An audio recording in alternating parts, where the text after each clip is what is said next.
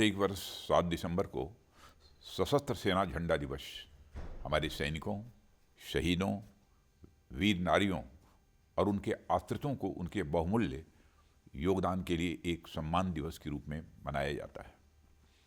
इस वर्ष पूरे दिसंबर माह को केंद्र, राज्यों एवं केंद्र शासित प्रदेशों के द्वारा सैनिक बोर्ड के माध्यम से पूरे देश में गौरव माह के रूप में मनाया जाएगा। आज़ादी से लेकर आज तक हमारा देश कई चुनौतियों का सामना करता आया है, चाहे वह भारत की अखंडता और संप्रभुता की रक्षा के लिए लड़े गए युद्धों में जीत हासिल करनी हो या सीमा पार से हो रही आतंकी गतिविधियों का मुकाबला करना हो। हमारी सशस्त्र सेनाओं ने बहुत मुस्तैदी से चुनौतियों का सामना किया है। इस पराक्रम के दौरान हमारे बहुत सारे वीर जवानों ने अपना सर्वोच्च बलिदान भी दिया है और कई डिसेबल्ड भी हुए हैं। परिवार के मुखिया की मृत्यु होने पर उनके परिवार पर जो बीतती है उसका अनुमान लगाना भी मुश्किल है। उन शहीदों, वीर नारियों और बच्चों जिन्हें वे पीछे छोड़ गए हैं या वो सैनिक जो अपनी मातृभूमि की रक्षा करते हुए जख्मी हुए हैं, उनके प्रति हमारा बहुत बड़ा दायित्व बनता है। हमारी सशस्त्र सेनाओं को युवा बनाए रखने की आवश्यकता के मद्देनज़र हमें बड़ी संख्या में अपने सैन्य कर्मचारियों को 35 से 40 वर्ष की आयु में ही सेवा मुक्त करना पड़ता है।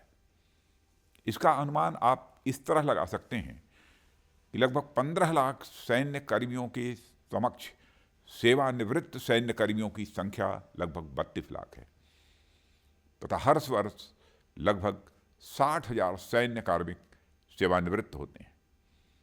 इसलिए इन भूतपूर्व सैनिकों और उनके परिजनों की देखभाल करना हमारा यह एक राष्ट्रीय दायित्व है।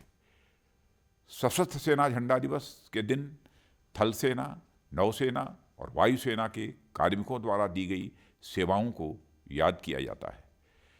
हमारे बहादुर शहीदों के आश्रितों और डिसेबल्ड हुए सैनिकों के पुनर्वास और कल्याण को सुनिश्चित करना देश के सभी नागरिकों की सामूहिक जिम्मेदारी है और झंडा दिवस हमें इन दायित्वों को पूरा करने का एक अवसर प्रदान करता है।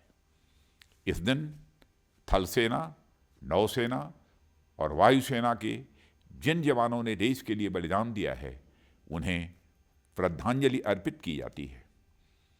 मीडिया के माध्यम से इस दिन का महत्व आम नागरिक को बताया जाता है और उन्हें स्वेच्छा से सशस्त्र सेना झंडा दिवस कोष में योगदान देने के लिए प्रोत्साहित भी किया जाता है।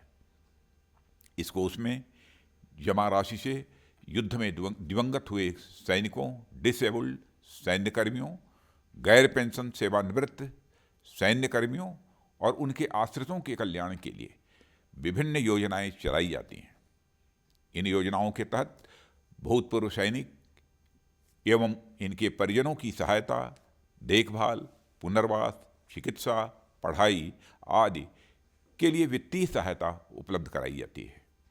हमारे इन प्रयासों के फलस्वरूप पिछले वर्ष लगभग 47 करोड़ रुपए का योगदान देश की जनता की तरफ से आया था, जो एक बहुमूल्य राशि है।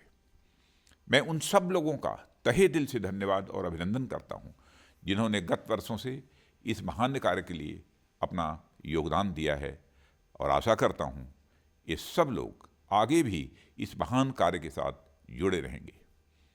साथ ही साथ मैं पुनः हमारे समस्त देशवासियों से अपील करता हूं कि वे इस महान प्रयास में सहभागी बने और सशस्त्र सेना झंडा दिवस कोष में आगे बढ़कर अपना योगदान करें। जय हिंद।